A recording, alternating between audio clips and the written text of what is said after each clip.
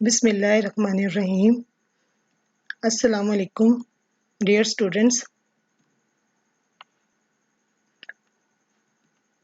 I am Hina Naz, subject specialist in physics at Divisional Public School and College, Sahiwal. Let's start today's lecture. आज का हमारा topic है rotational kinetic energy from chapter number 5 circular motion. Student, आज का topic start करने से पहले कुछ इम्पोर्टेंट टर्म्स को रिवाइज करते हैं. What is moment of inertia? The product of mass of particle and square of its perpendicular distance from axis of rotation is called moment of inertia. It is denoted by I. Mathematically, I, which is equal to mr square.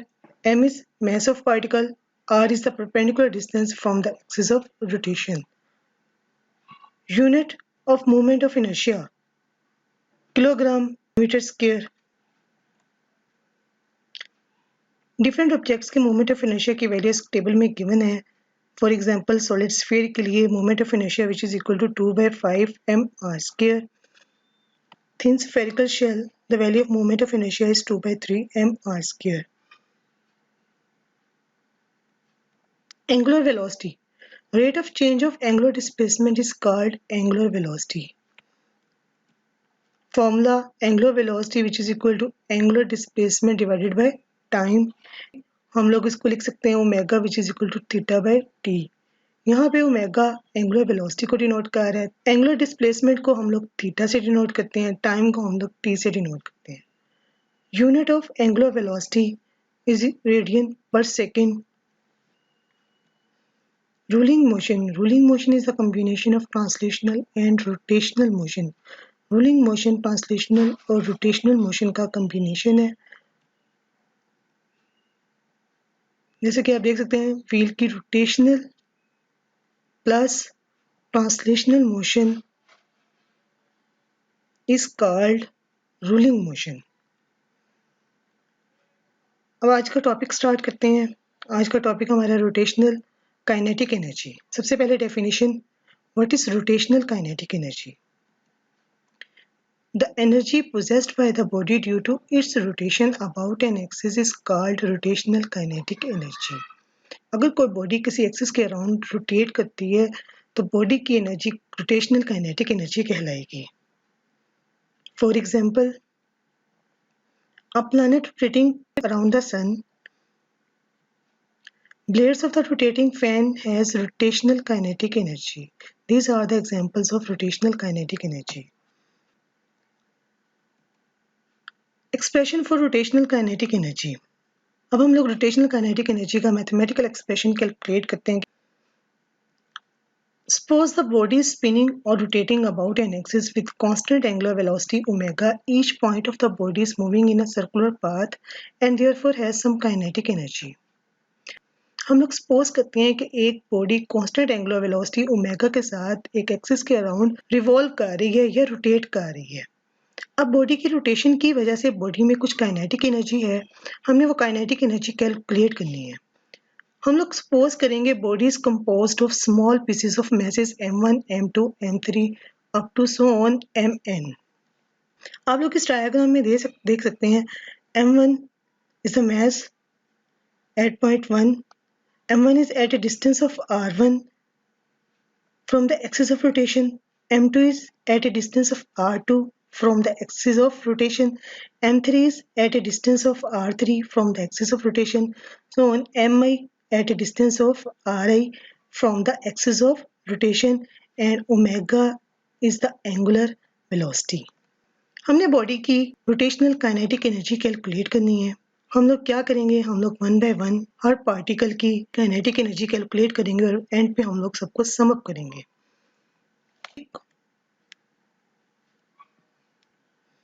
If mass m1 has distance r1 from the axis of rotation, then kinetic energy of mass m1 is given by kinetic energy of mass m1 which is equal to half m1 v1 square. ये हमारे पास आता है translational kinetic energy का relation. लेकिन हम लोग जानते हैं कि ट्रांसलेशनल और रोटेशनल वेलोसिटी के दरमियान में एक रिलेशन है, v which is equal to r omega. हम लोग इस रिलेशन को यूज करेंगे और हम लोग फॉर मास m1 के लिए रोटेशनल काइनेटिक एनर्जी की वैल्यू कैलकुलेट करेंगे। By putting v1 which is equal to r1 omega, we get rotational kinetic energy. Rotational kinetic energy for mass m1 which is equal to half m1 into r1 omega square. हमने v1 की जगह पे r1 omega put किया, हमारे पास ये expression आ गया। Brackets को open करेंगे, हमारे पास रिजल्ट कुछ इस तरह से आएगा, rotational kinetic energy for mass m1 which is equal to half m1 r1 square omega square. हमने फॉर मास m1 के लिए रोटेशनल काइनेटिक एनर्जी कैलकुलेट की है। इसी तरह हम लोग for mass m2, m3, m4 so on mn message के लिए रोटेशनल काइनेटिक एनर्जी कैलकुलेट करेंगे। Similarly for mass m2, the rotational kinetic energy for mass m2 which is at a distance r2 from axis of rotation is rotational kinetic energy for mass m2 which is equal to half m2 r2 square omega square. यहाँ पे मैंने m1 को m2 से replace कर दिया, r1 को r2 से replace कर दिया, ओमेगा के साथ 2 नहीं लिखा क्योंकि हमने कंसपोज किया था कि एंगुलर वेलोसिटी कांस्टेंट है। इसी तरह हम लोग mn के लिए रोटेशनल काइनेटिक एनर्जी कैलकुलेट करेंगे। The rotational kinetic energy for mass mn at a distance rn from axis of rotation is rotational kinetic energy for mass mn which is equal to half mn rn square omega square.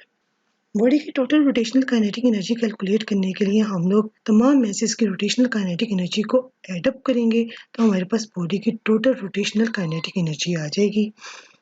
So the rotational kinetic energy of the whole body is the sum of the kinetic energies of all parts. Total rotational kinetic energy which is equal to rotational kinetic energy of mass m1 plus rotational kinetic energy of mass m2 plus so on up to rotational kinetic energy of mass n. Values को put करेंगे, हमारे पास relation कुछ इस तरह से आएगा, total rotational kinetic energy which is equal to half m1 r1 square omega square plus half m2 r2 square omega square plus so on up to n तक जाएंगे plus half mn rn square omega square.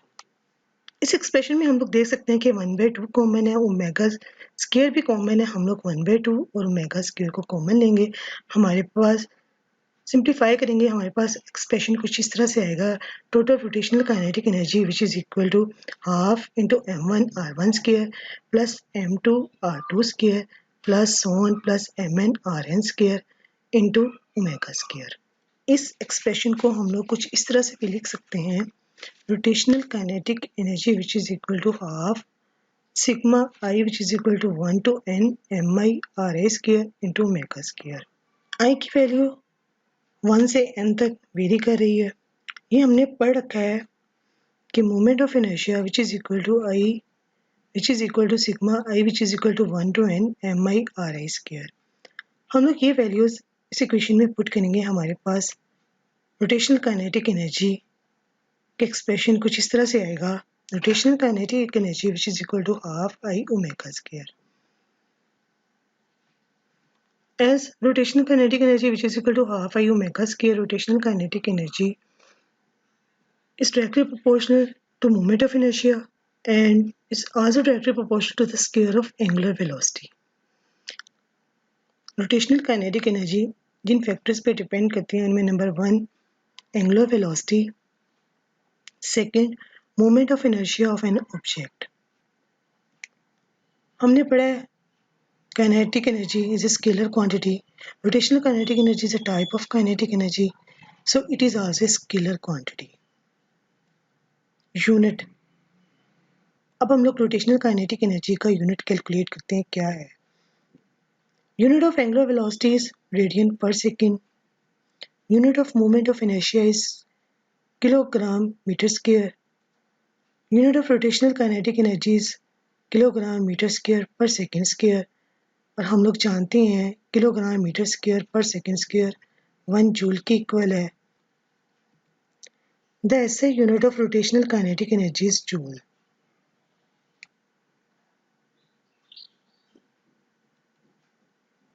हमने rotational kinetic energy का expression calculate किया। अब हम लोग rotational kinetic energy of a disc calculate करेंगे। Disc के लिए रोटेशनल काइनेटिक एनर्जी क्या होगी? As we know, rotational kinetic energy which is equal to half I omega square। ये रोटेशनल काइनेटिक एनर्जी का एक्सप्रेशन हम लोग फाइंड आउट कर चुके हैं। अब हमने कैलकुलेट करनी है rotational kinetic energy of a disc. हम पढ़ चुके हैं पहले भी, as moment of inertia of a disc is I which is equal to half m r square। ये वैल्यू हम लोग इक्वेशन नंबर 1 में पुट करेंगे। So equation 1 becomes rotational kinetic energy which is equal to half into half m r square into omega square। Simplify करेंगे हमारे पास result कुछ इस तरह से आएगा, rotational kinetic energy which is equal to 1/4 into m r square omega square. इसको हम लोग इक्वेशन नंबर 2 का नाम देते हैं। हम जानते हैं v which is equal to r omega, so v square which is equal to r square omega square. Equation number 2 में आर स्क्वायर ओमेगा स्क्वायर को v स्क्वायर से रिप्लेस करेंगे। हमारे पास इक्वेशन 2 कुछ इस तरह से बनेगी, rotational kinetic energy which is equal to 1/4 into mv square। This is the expression for rotational kinetic energy of a disk। जैसे हमने rotational kinetic energy of a disk calculate की है, इसी तरह हम लोग स्फीयर की, होप की rotational kinetic energy कैलकुलेट कर सकते हैं।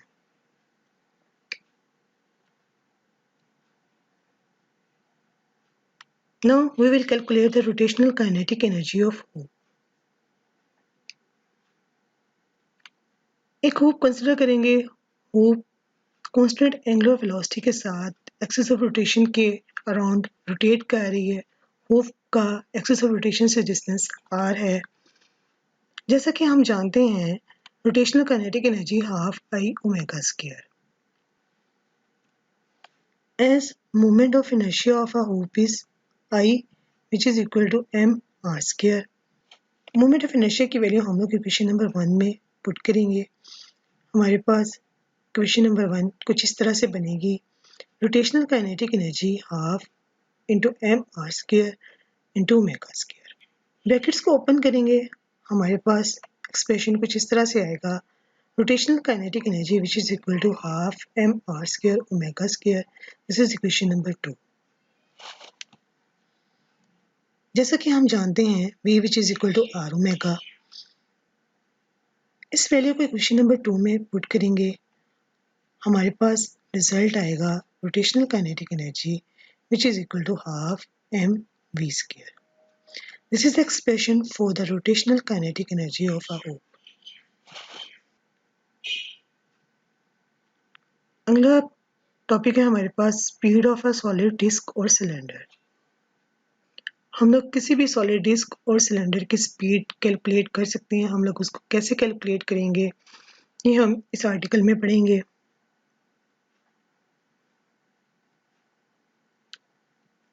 Consider a solid disk or cylinder start moving down an inclined plane of height h. Their motion consists of both rotational and translational motion. If no energy is lost against friction, the total kinetic energy of the disk or cylinder on reaching the bottom of the incline must be equal to its potential energy at the top। हमने consider किया एक solid disc और cylinder है जो incline plane की top पे है। Incline plane की हाइट h है। जब ये बॉडी रोल डाउन करती हुई डाउनवर्ड आती है तो इसकी पोटेंशियल एनर्जी काइनेटिक एनर्जी में ट्रांसफर हो जाती है। रोलिंग मोशन की वजह से काइनेटिक एनर्जी दो तरह की होगी, एक रोटेशनल काइनेटिक एनर्जी, एक ट्रांसलेशनल काइनेटिक एनर्जी। अगर हम लोग फ्रिक्शन को इग्नोर करते हैं, so by the law of conservation of energy, potential energy at the top which is equal to translational kinetic energy plus rotational kinetic energy। इसको हम लोग इक्वेशन नंबर 1 का नेम लेंगे। Potential energy at the top, translational kinetic energy और rotational kinetic energy की values put करेंगे, हमारे पास एक्सप्रेशन कुछ इस तरह से आएगा mgh which is equal to half mv square plus half I omega square. mgh potential energy at the top, half mv square translational kinetic energy है और half I omega square rotational kinetic energy. हमने disc और cylinder की rotational kinetic energy calculate की है।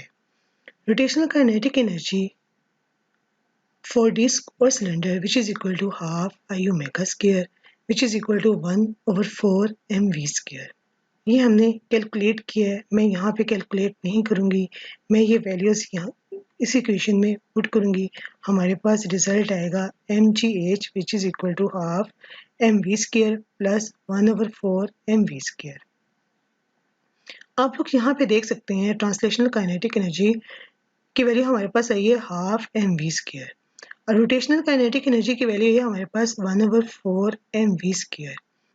अगर हम लोग ट्रांसलेशनल और रोटेशनल काइनेटिक एनर्जी का कंपैरिजन करें तो हम लोग देख सकते हैं कि rotational kinetic energy is half of translational kinetic energy, यानी rotational kinetic energy translational kinetic energy का हाफ है। तो हम लोग कह सकते हैं फॉर ए रोलिंग डिस्क और cylinder the rotational kinetic energy is 50% of translational kinetic energy. इस इक्वेशन को सॉल्व करेंगे, लेफ्ट साइड पे हमारे पास mgh है, राइट साइड पे 4 और 2 का एलसीएम लेंगे, हमारे पास एक्सप्रेशन कुछ इस तरह से आएगा 2 + 1/4 into m v square. Simplify करेंगे, हमारे पास रिजल्ट आएगा mgh which is equal to 3/4 m v square. M से कैंसिल होगा, हमारे पास एक्सप्रेशन आएगा gh which is equal to 3/4 into v square. हमने speed of a solid disc और सिलेंडर कैलकुलेट करनी है, हमें v की वैल्यू चाहिए। इस इक्वेशन को रीअरेंज करेंगे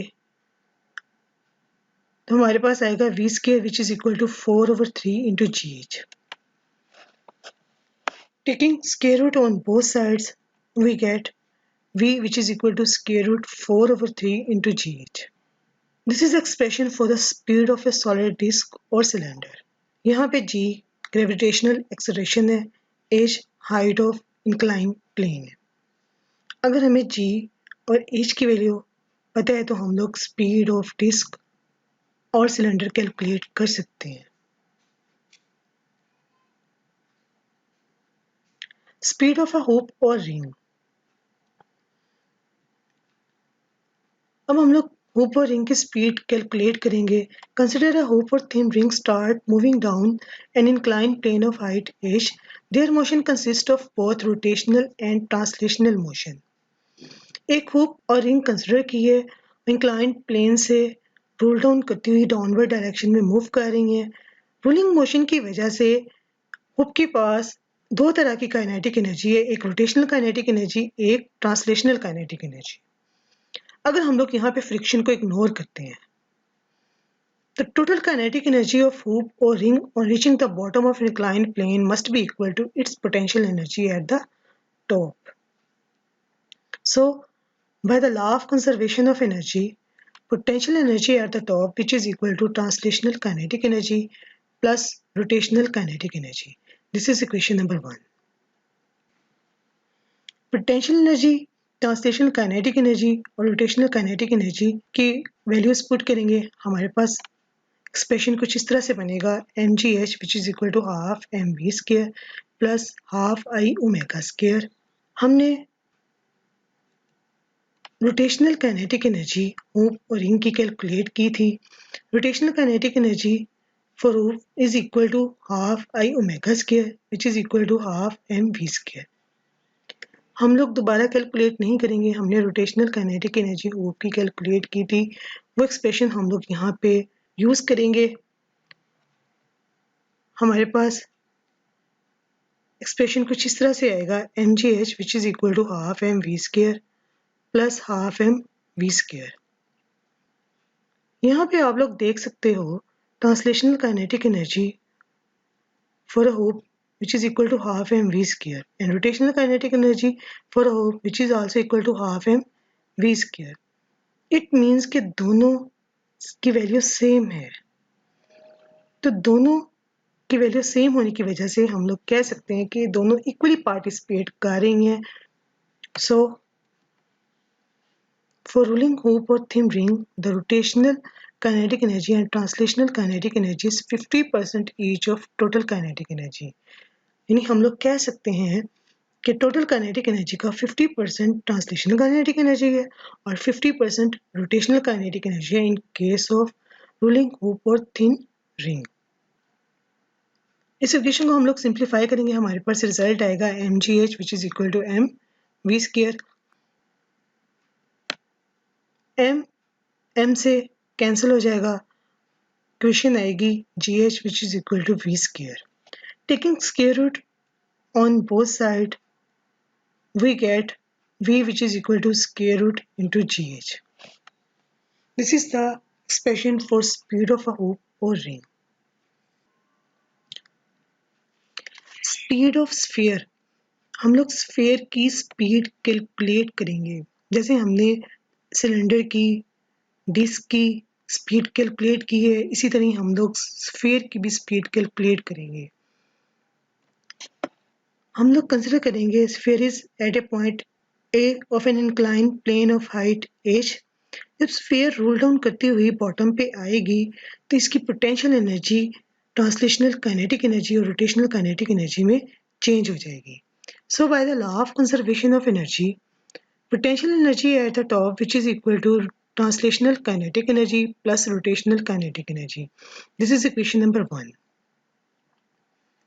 potential energy, translational kinetic energy और रोटेशनल काइनेटिक एनर्जी की वैल्यूज पुट करेंगे, हमारे पास इक्वेशन आएगी mgh which is equal to half mv square plus half i omega square. हमने यहाँ पे mgh potential energy at the top, half mv square translational kinetic energy है, half i omega square rotational kinetic energy है. अगर rotational kinetic energy पहले से calculate नहीं की तो हम लोग फिर भी स्पीड ऑफ स्फीयर कैलकुलेट कर सकते हैं. फॉर स्फीयर हम लोग जानते हैं moment of inertia which is equal to 2/5 m r square. ये वैल्यू हम लोग यहाँ पे पुट करेंगे, हमारे पास इक्वेशन कुछ इस तरह से बनेगी mgh which is equal to half mv square plus half into 2/5 m r square omega square. 2 से कैंसिल हो जाएगा, हमारे पास इक्वेशन आएगी mgh which is equal to half mv square plus 1/5 m r square omega square. अगले step में हम लोग r ओमेगा की वैल्यू पुट करेंगे, हमारे पास इक्वेशन आएगी mgh which is equal to half mv square plus 1/5 m r square omega square को हमने रिप्लेस किया v स्क्वायर से. एलसीएम लेंगे, इसको सिंप्लीफाई करेंगे, सिंप्लीफाई करने के बाद हमारे पास रिजल्ट आएगा mgh which is equal to 7/10 into m v square. m से अगले स्टेप में कैंसिल हो जाएगा, हमारे पास इक्वेशन बनेगी gh which is equal to 7/10 into v square. इस इक्वेशन को रीअरेंज करेंगे, हमारे पास इक्वेशन बनेगी v square which is equal to 10/7 into gh. हमने स्पीड कैलकुलेट करनी है, हम लोग स्क्वायर रूट लेंगे बोथ साइड्स का, v which is equal to square root 10/7 into gh. This is the speed of sphere. Student, speed of sphere, speed of disc and speed of hoop आपने as a long ये तैयार करने हैं. Board के point of view के हिसाब से ये तीनों इम्पोर्टेंट है. हमने स्पीड ऑफ स्फीयर कैलकुलेट की, हमने स्पीड ऑफ हुप कैलकुलेट की, हमने स्पीड ऑफ डिस्क कैलकुलेट की, हमने तीनों की स्पीड कैलकुलेट की. अगर हम लोग तीनों को सेम इंक्लाइन प्लेन पे रखते हैं जिसकी हाइट भी सेम है तो हम लोग ये भी कैलकुलेट कर सकते हैं कि किसकी स्पीड ज़्यादा है या कौन पहले बॉटम पे पहुंचेगा. Which one will be moving faster on reaching the bottom. इसको कैलकुलेट करने के लिए हम लोग सपोज करते हैं एक इंक्लाइन प्लेन है, इंक्लाइन प्लेन की हाइट h है और इट्स होप, डिस्क और स्फीयर तीनों इंक्लाइन प्लेन की टॉप पे हैं। इंक्लाइन प्लेन की हाइट हमने h ही रखी है, सेम है, और तीनों at the same time role down करती हुई बॉटम पे जाती हैं। तो सबसे पहले कौन बॉटम पे पहुंचेगा, इसको कैलकुलेट करने के लिए इसके लिए हम लोग क्या करेंगे कि हम लोग स्पीड का कंपैरिजन करेंगे, यानी तीनों की स्पीड को कंपेयर करेंगे। जिसकी स्पीड सबसे ज्यादा होगी वो बॉटम पे पहले पहुंचेगी। हमने होप की स्पीड कैलकुलेट की थी। For hoop v hoop which is equal to square root gh।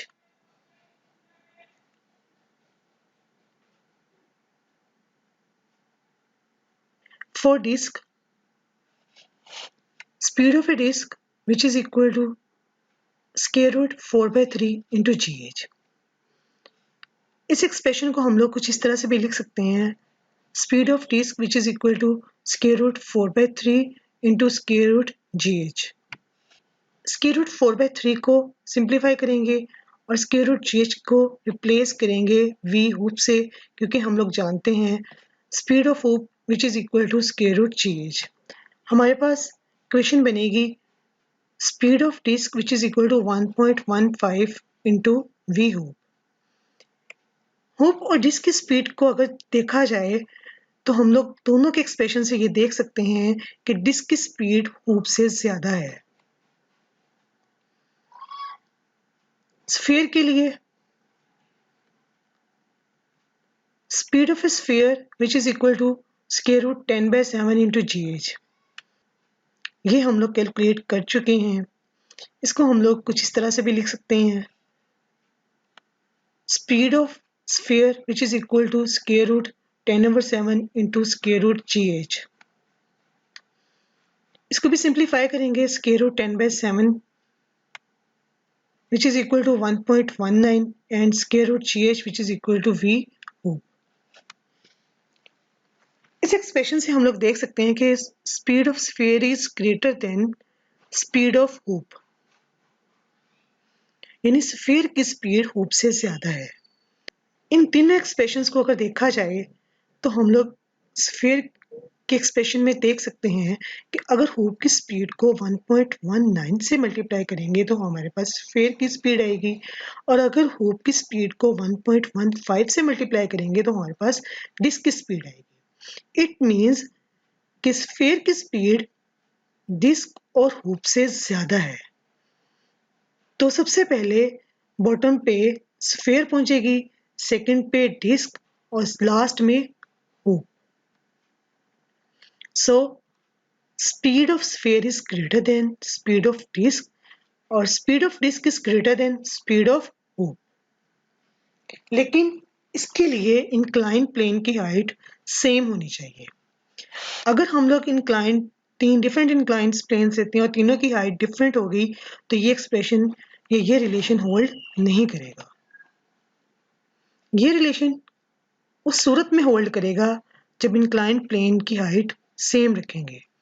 Same रखने का मतलब ये है कि तीनों होप, डिस्क और sphere at the same height पे हों।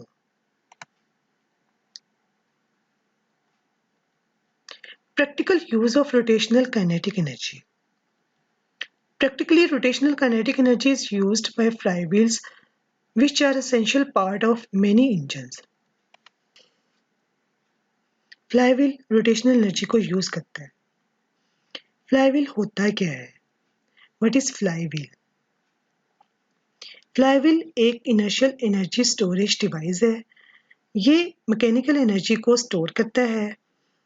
जब सप्लाई ऑफ एनर्जी रिक्वायरमेंट से ज़्यादा हो तो ये एनर्जी को स्टोर करता है, और जब सप्लाई ऑफ एनर्जी रिक्वायरमेंट से कम हो तो ये इस ड्यूरेशन में एनर्जी को रिलीज करता है। इसकी कंस्ट्रक्शन, फ्लाईव्हील एक सर्कुलर व्हील है जो स्टील और कास्ट आयरन का बना होता है। आप इस इमेज में देख सकते हैं कि इसके आउटर एज में तित बने हुए हैं। which is matched with the teeth of the electric cranking motor driven pinion and is used to crank the engine during its starting.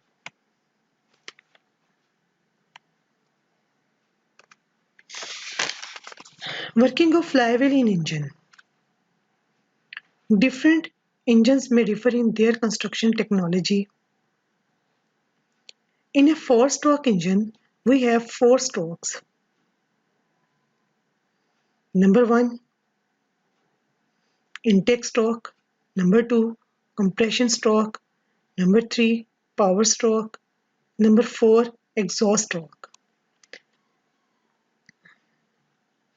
Intake stroke में एयर फ्यूल का मिक्सचर सिलेंडर के अंदर enter होता है। कंप्रेशन स्ट्रोक में air fuel का mixture compress करता है।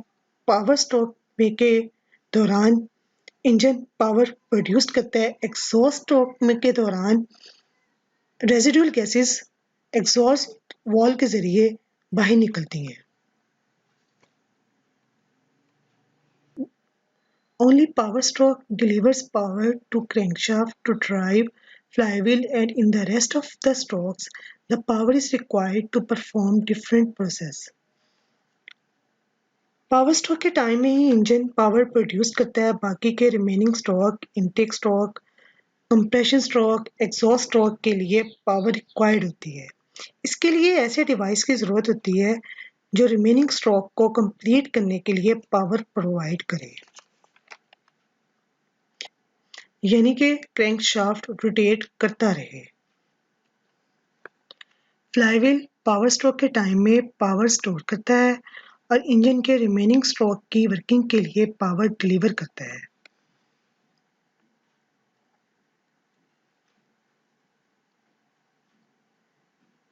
पावर स्ट्रोक के दौरान इंजन की स्पीड बढ़ जाती है और बाकी के रिमेनिंग स्ट्रोक के दौरान इंजन की स्पीड स्लो हो जाती है। इंजन में फ्लाईव्हील लगे होने की वजह से फ़ायदा ये होता है कि फ्लाईव्हील अपने मोमेंट ऑफ इनर्शिया की वजह से पावर स्ट्रोक के दौरान इंजन की स्पीड ज़्यादा होती है, इसको रेजिस्ट करता है और बाकी के स्ट्रोक के दौरान जब इंजन की स्पीड स्लो डाउन हो रही होती है, इसको भी रेजिस्ट करता है। So flywheel keeps the engine running at constant speed. आप लोग इस इमेज में देख सकते हैं कि फ्लाईव्हील कांस्टेंट स्पीड के साथ मूव कर रहा है। स्टूडेंट्स, ये तो था आज का लेसन। अब आपके लिए असाइनमेंट है, आपने इसको सॉल्व करने की कोशिश करनी है। कुछ एमसीक्यूज हैं। Choose the correct answer. पहला एमसीक्यूज है, the hoop and disk have same mass and radius. Their rotational kinetic energy are related by equation. A option, kinetic energy of hoop which is equal to kinetic energy of disk. B option, kinetic energy of hoop which is equal to 2 times kinetic energy of disk. C option, kinetic energy of hoop which is equal to half kinetic energy of disk. D option है kinetic energy of hoop which is equal to 2 by 5 into kinetic energy of disk. Second MCQs. A ball of steel rolls down an incline of inclination theta. Find the ratio of rotational kinetic energy to linear kinetic energy. A option 2 by 7, B option 2 by 3, C option 2 by 5, D option 5 by 7. Third MCQ है, the rotational kinetic energy of disk is dash of its translational kinetic energy. A option half, B option double, C option 1/4, D option equal. Fourth MCQ है, a solid sphere of mass m and radius r spins about an axis, passes through its center, making 600 revolutions per minute. Its kinetic energy of rotation is A option 2 by 5 pi square mr, B option 2 by 5 pi m square r square, C option 80 pi r, D option 80 pi square m r square. Students, आप लोगों ने इन MCQs को solve करने की कोशिश करनी है। इसके साथ ही हमारा लेसन कंप्लीट हुआ। उम्मीद है कि आपको समझ आई होगी। थैंक यू एंड अल्लाह हाफिज़।